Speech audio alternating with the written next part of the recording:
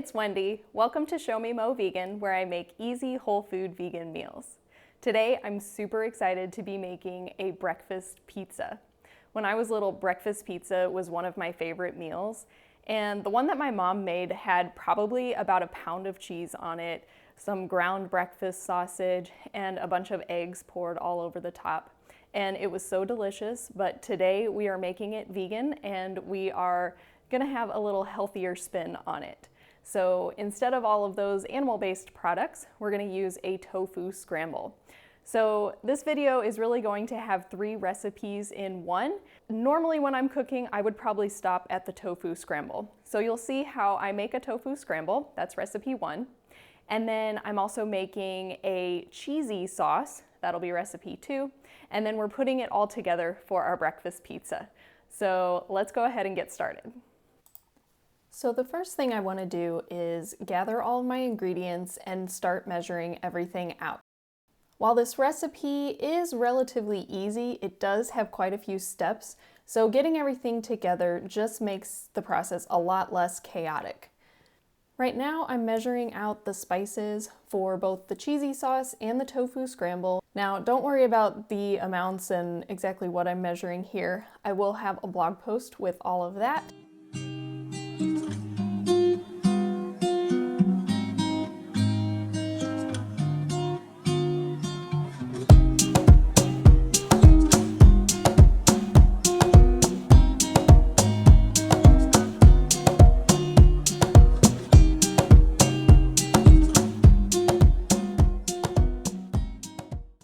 Next up, I'm finishing my pizza dough. So I didn't record it, but that measuring cup just has some warm water and the yeast. So I was letting that activate while I was measuring all of the other ingredients. And I'm not going to tell you this recipe because it's actually not my recipe. Today I decided to use Dylan's recipe from Well Your World. So I definitely recommend checking out his YouTube channel to find this pizza dough recipe.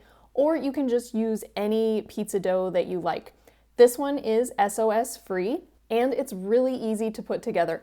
I am not a baker and I don't do a lot with making different kinds of doughs, but this one comes together so easy and it's pretty foolproof. But you could also use any pre-made pizza crust that you like. There's the Plant Strong pizza crust that is also oil-free, and I believe it's salt-free as well.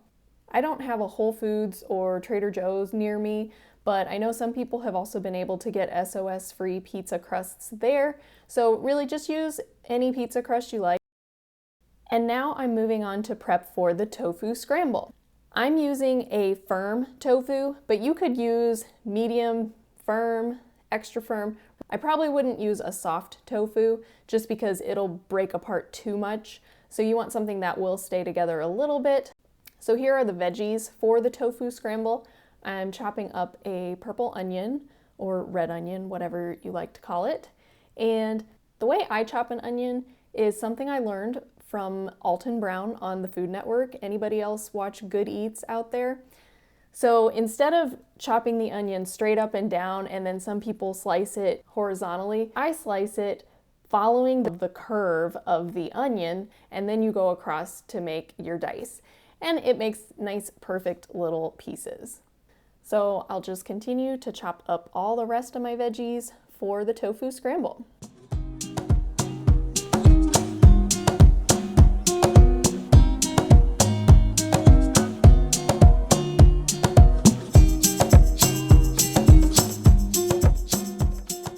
For the mushrooms, you can chop both the stems and the tops if you like. This particular batch of mushrooms that I had, the stems were really woody and tough, so I decided to remove them, but do not throw them away. I like to keep a bag in my freezer with veggie scraps, and mushroom stems are perfect for making a veggie broth. It adds so much flavor and is really delicious. So I'm just popping all of those off, and then I'll chop the rest of the mushrooms.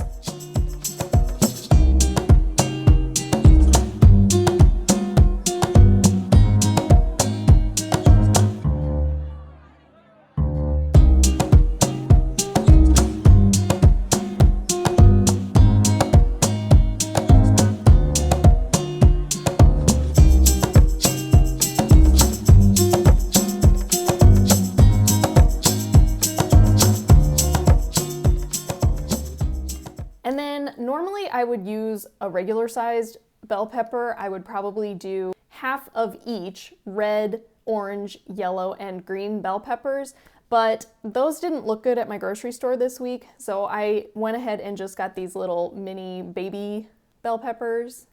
They taste basically just the same. The prep is just a little more intense because of chopping each individual little pepper instead of just being able to chop the whole peppers. But that's okay. It'll taste pretty good either way.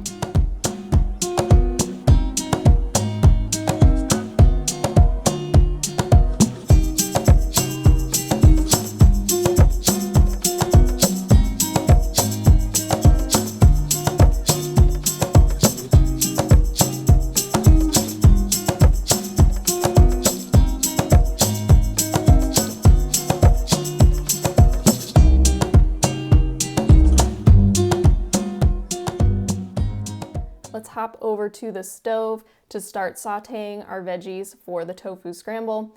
So I'm not using any oil. Mushrooms and onions will give off a lot of liquid. If you need to, you can add a little splash as things start to stick, and you'll just let those cook. Meanwhile, I'm going to get going on the cheesy sauce. So I'm opening a can of beans, and I'll go ahead and drain those and give them a good rinse. And then everything just goes in the food processor. Again, I'll put all of the measurements and ingredients in a blog post, but we've got your basics: apple cider vinegar, mustard, and then I'll add all of those spices that I measured out and some nutritional yeast.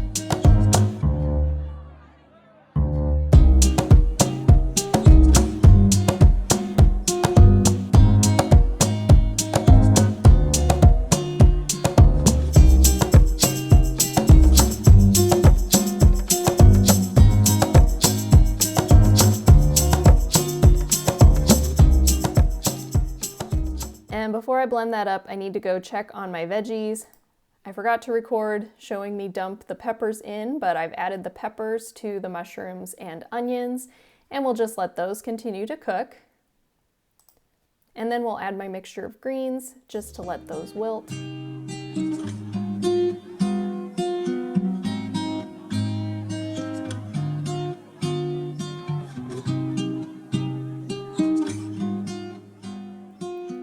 For our tofu, you don't need to press the tofu. I just give it a good squeeze to get most of the liquid out, but as you cook it, the liquid will come out. And a little bit of liquid is nice for this. Like I said, we're not using oil, so adding a little bit of water is how we keep things from sticking. So if your tofu has some water in it, that's fine. And then you're just going to crumble the tofu into scrambled egg-like pieces. So you can break this up as much or as little as you want, and as you continue to cook and stir it around, the pieces will break up a little more. I'll add all of my spices and then mix everything up really well to get it all incorporated. And at this point, you might want to even add a little more liquid. That just helps all of the spices get distributed. And I like to cover this. I think it just helps all of the spices blend together a little bit. So I'll let that cook a little more while I go back to finish my cheesy sauce. So I like to start by pulsing a few times and then just let the processor run. You can let it go until it gets as smooth as you like. If you really wanted a smooth cheesy sauce, you might want to do this in a high-powered blender like a Vitamix, but I think it's just fine in the food processor.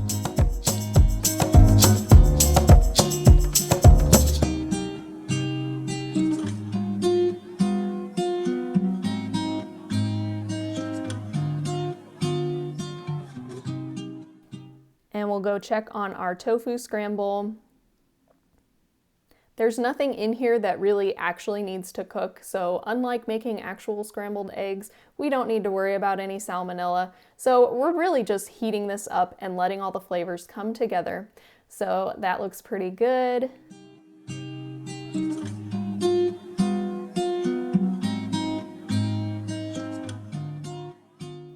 Next up, I'm going to roll out my pizza dough. Like I said, you can make your own dough or you can go with a pre-made pizza dough. Again, the recipe I used was Dylan's recipe from Well Your World.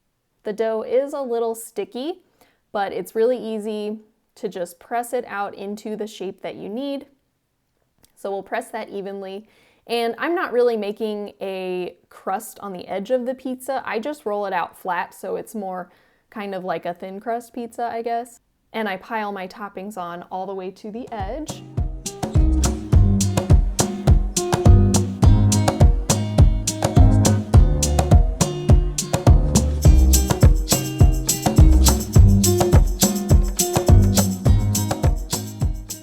Once that's how you like it, I put just a little bit of the cheesy sauce on the bottom, and I'll spread that out just so we have a base to help our toppings stick a little bit. And then we'll pile the tofu scramble all around. You probably will have a little tofu scramble left over, but it is great as leftovers. You can even freeze tofu scramble. It'll be a little watery when you defrost it, but if you made too much and you're not able to finish it, go ahead and throw it in the freezer and it'll be fine later. Finally, we'll drizzle some cheesy sauce. Once again, you can put as much or as little of this as you like. And with your leftover cheesy sauce, you can do so many things. It works great to make nachos. You could make a taco bowl. It's great just over a baked potato. I like to take a baked potato, top it with some beans and rice, and then pour the cheesy sauce and some salsa over top, and it's delicious. So we'll throw the pizza into the oven. Depending on your individual oven, you would go anywhere from 400 to 425 degrees Fahrenheit. I'll bake it for about 20 minutes until the crust is baked all the way through.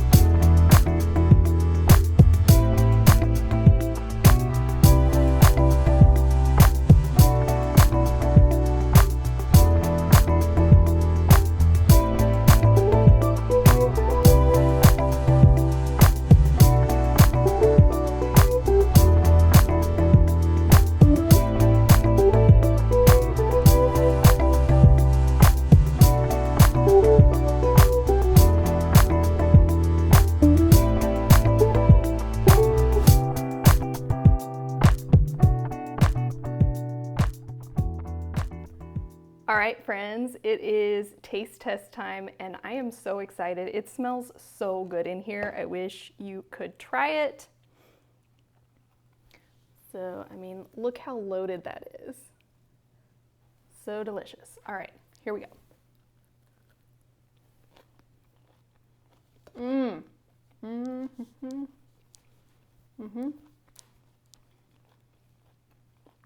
So it's definitely different from the pizza that I had in my childhood, but honestly, I think if I ate that today, it would make me feel terrible. I've changed my taste buds, so since I don't eat oil anymore, anytime I do eat something that has a little bit of oil or grease, it just doesn't taste good to me anymore. With something like this, you can actually taste all of the flavors of the natural foods, and it's so delicious and refreshing. And I'll be honest with you, I'm probably gonna eat about half of this pizza in one sitting, and I know that I'll feel great afterwards. I'll feel energized instead of feeling sluggish like I used to when I would eat a half a pizza. And you can totally change this up. So what I showed you today is just my basic kind of traditional breakfast flavor tofu scramble, but you could switch up the veggies you use, change the spices. You could do like taco kind of spices or curry flavors, really any kind of spices you like. And then instead of the cheese sauce, you could do some other kind of sauce. Maybe you want to do a barbecue pizza and add some barbecue sauce on top. So as with all plant-based recipes, the sky really is the limit. You can mix and match as you please, and I'm sure you'll come up with some great ideas. If you do try this out or if you swap something out, let me know in the comments how it goes. Hey, I also forgot, I wanted to mention that the way I made this recipe today is totally SOS free, so that's salt, oil, and sugar free. But if that's not something that you're concerned with, you can feel free to add a little bit of salt. You could add salt to the tofu scramble, or you could add it to the cheese sauce. I'm not completely salt-free, but I avoid it when I can. So I think this is delicious without the salt. My palate has also adjusted though. So if you were serving this to friends, or if you yourself are not used to a low salt diet, feel free to add a little bit, but just play with it and see how you like it. I'm gonna go dig into this now. If you liked this video, please let me know with a thumbs up, and if you haven't already, subscribe to my channel so you're sure to see my next video. Thanks for watching, and I'll see you next time.